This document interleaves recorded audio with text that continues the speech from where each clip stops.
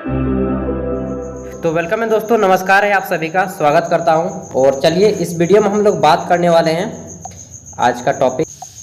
और आज का हमारा टॉपिक है इकोनॉमिक्स। जिन लोगों ने इकोनॉमिक्स को यानी कि अर्थशास्त्र को सेमेस्टर 2 में जेनरिक इलेक्टिव या जनरल के रूप में रखा है, उनका क्वेश्चन पेपर किस टाइप का पूछा जाता है आइए देखते हैं। ठीक है, तो इकोनॉमिक्स जेनरिक इलेक्टिव सेमेस्टर 2 का क्वेश्चन पेपर है। अब आइए देख लेते हैं कि किस टाइप के क्वेश्चन बनते हैं इस पेपर में। तो देखिए, ये जो पेपर है आपका 2020 में पूछा गया था एंड समय आपको 3 घंटे दिए जाते हैं। फुल मार्क्स आपका 100 होता है, जिसमें से 80 नंबर इस पेपर में दिए जाते हैं। किसी किसी यूनिवर्सिटी में 70 नंबर ही दिए जाते हैं पेपर में, और किसी किसी यूनिवर्सिटी में 100 नंबर भी दिए जाते हैं। वो डिपेंड करता है आपकी यूनिवर्सिटी में, लेकिन ऑल ओवर इंडिया का जो सिलेबस होता है वह सबका सेम होता है। देखिए क्वेश्चन किस टाइप से पूछे जा रहे हैं। तो देखिए, ये जो पहला क्वेश्चन है, प्रत्येक क्वेश्चन आपका 20 मार्क्स का है और आपको इस पेपर में किन्हीं 4 प्रश्नों के आंसर करने हैं। 20 मार्क्स वाले प्रश्नों का आंसर आपको करना है 400 से 500 शब्दों के बीच में। कितने? बिटवीन 400 टू 500 वर्ड्स के बीच में करना है आपको, इतना वर्ड लिमिट है। अगर आपका स्पीड एकदम धुआंधार है, मतलब कि उड़ते हैं, लगता है नहीं कि मैं आता हूँ तो आंधी की तरह और जाता भी हूँ आंधी की तरह, वैसा स्पीड है, तब आप 600 वर्ड्स पार कर सकते हैं। लेकिन अगर आपका स्पीड कम है तो इतना में ही काम चलाइएगा। फिलहाल तो सर्दी क्या है, इसलिए गमछा भी साथ में रखा हूँ ताकि फिर कोई दिक्कत ना आए, वीडियो आपको मिलता रहे। बुखार भी आया था थोड़ा सा। चलिए देखिए, पहला क्वेश्चन है कि मुद्रा के अर्थ तथा कार्य का वर्णन करें कि मुद्रा किसे कहते हैं। ठीक है, और इसके क्या क्या कार्य है। इसके साथ ही आप लोग वस्तु विनिमय जो होता है आपको वो सब को भी एक्सप्लेन कर देना है, क्योंकि 20 नंबर का क्वेश्चन है, उतना वर्ड्स लिखना है तो लिखना पड़ेगा उन सब भी।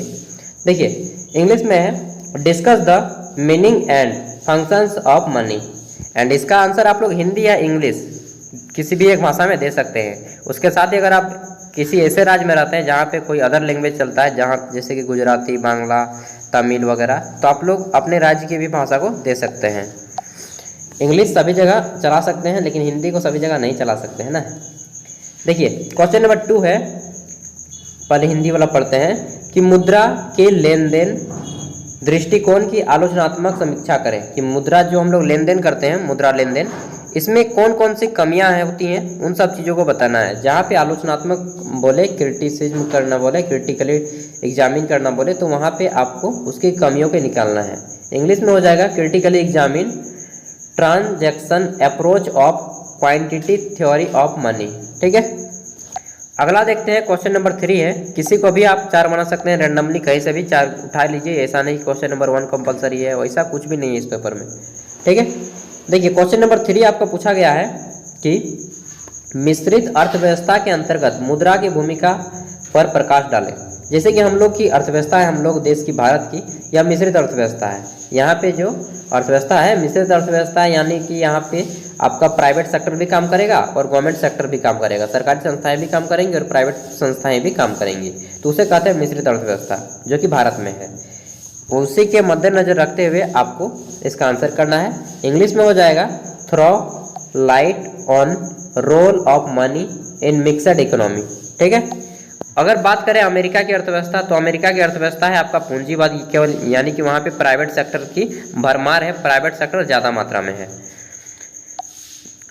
नेक्स्ट देखते हैं क्वेश्चन नंबर 4। तो यहाँ पे पूछा गया है कि केंद्रीय बैंकों के उद्देश्य एवं कार्यों का वर्णन करें।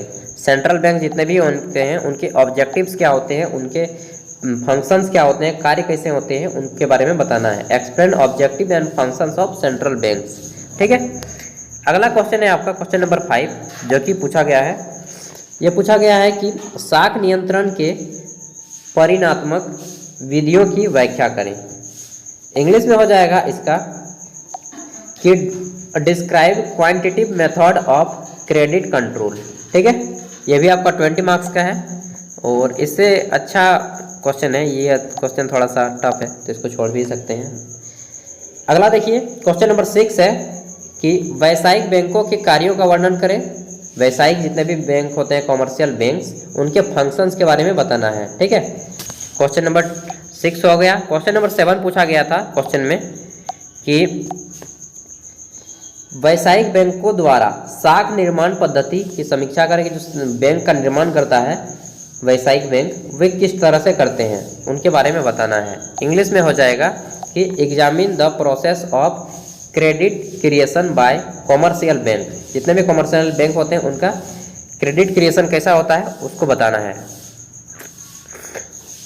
अगला है आपका क्वेश्चन नंबर 8। देखिए आप लोग में से बहुत से लोग बोले यार क्या है आप लोग, चलिए कुछ बात नहीं, सर्दी हुआ है फिर भी काम करना है बस, ठीक है।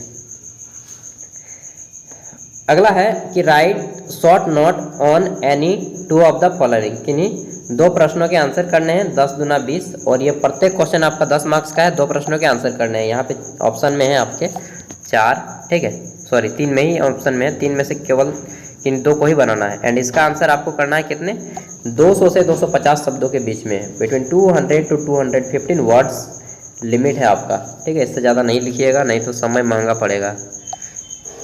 तंबाकू पड़ेगा महंगा और यहाँ पे पड़ेगा समय आपको महंगा, ज़्यादा लिखना पड़ेगा महंगा, ठीक है। तो देखिए क्वेश्चन नंबर 1 है कि स्वतंत्रता प्राप्ति के बाद बैंकिंग क्षेत्र का मूल्यांकन करें। कि स्वतंत्रता जब प्राप्ति हो गया उनको 1947 में, कितने बैंकों का राष्ट्रीयकरण किया गया, तो कौन कौन से बैंक शामिल थे और कौन कौन सी नई पॉलिसीज आई, उन सब चीज़ों को एक्सप्लेन करना है, ठीक है। इंग्लिश में हो जाएगा evolution of banking sector since independence. अगला है क्वेश्चन नंबर 2। यहाँ पे पूछा जा रहा है कि पूंजीवादी अर्थव्यवस्था के अंतर्गत मुद्रा की भूमिका बताना है।